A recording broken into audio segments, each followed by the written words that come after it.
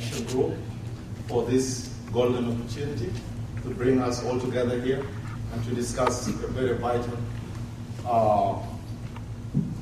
things that related to our future in Sudan, whether Sudan remain united or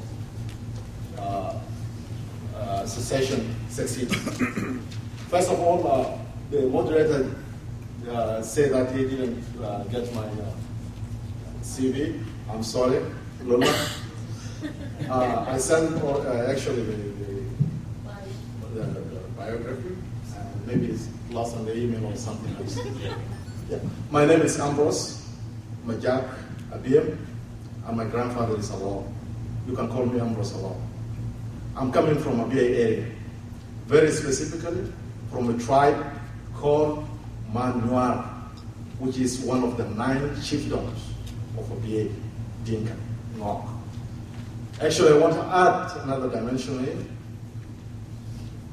I'm also a part of the South, because my mother she came from Eastern Equatoria, from the Dinka tribe especially. So,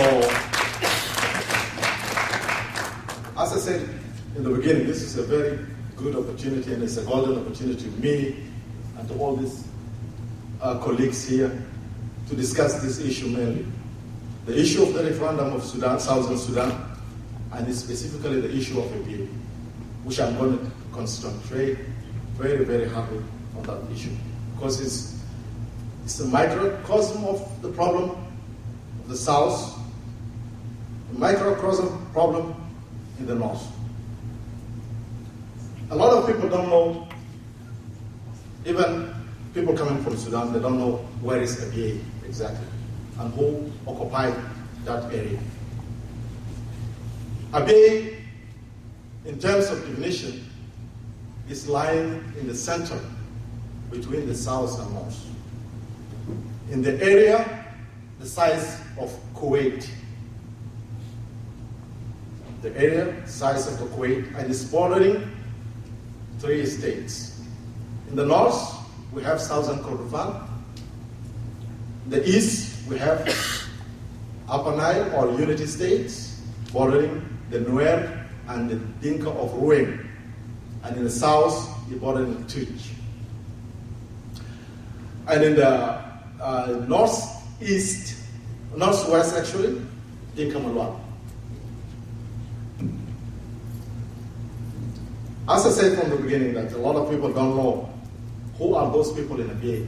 You can hear it in the media, the Abia problem, the oil in Abia, the Abia issue, the Abia protocol, Abia in the Court of Arbitration in Hague, which is actually one precedent in the international court system, that this internal issue within the country, within one country, went over to the Court of Arbitration.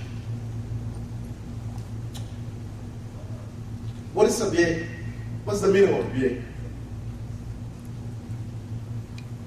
Abia is actually a tree. It's a very huge tree.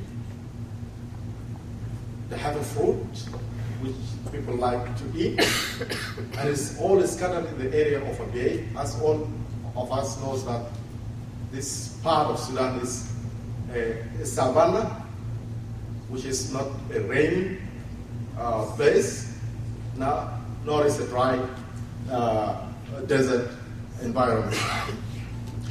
Who are the people? The people of Abia are the 9 Dinka chiefdoms known as Dinka Ngok, which is a part of the Padang, the north in the definition of the Dinka. The Dinka is a very big tribe and has sections. Ngok actually is a part of Padang Dinka, which include Ruang, Panaru, Alur, and Pariaku.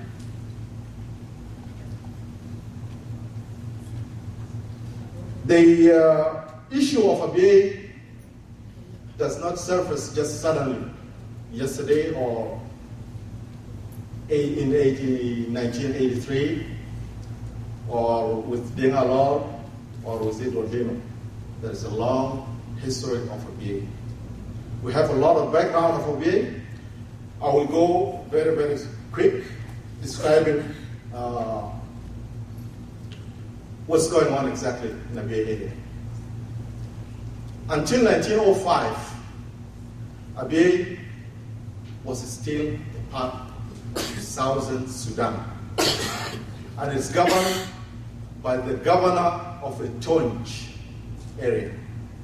This is for a record.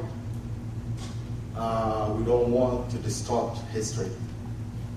So, what happened?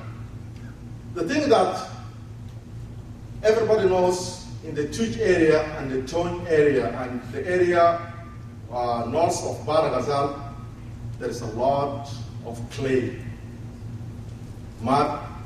There's no paved ways since that time. The governor, the British administration, agreed with the governor of Kordofan to transfer some of liabilities and administrative issues to Kordofan to be governed, because when you're coming down from Al-Nuhud or Al-Mujlid, you will go down the way, very dry land, until you reach the northern part of Abyei. Then the environment will change to clay, which is caustic, which will save the time traveling when we compare it when we're traveling from Abyei to Tonj. So the administrative arrangement was taken that Abyei should be governed from Kordofan, just only for administrative services, and the chiefdom of Dinka retain their supremacy, retain their court system, retain their political system.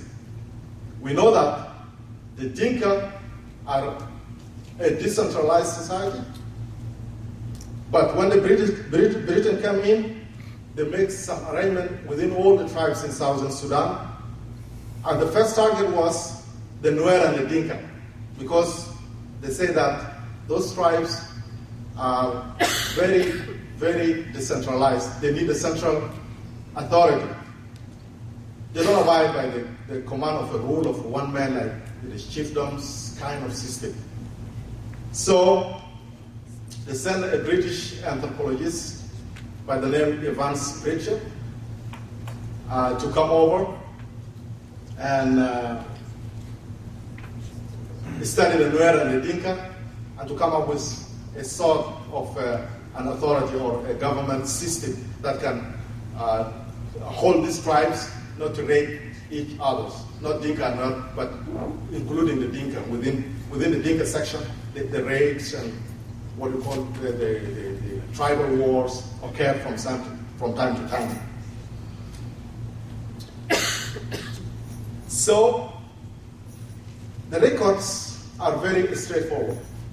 We have our oral history in southern Sudan. All the tribes in southern Sudan, they preserve their oral history through generation,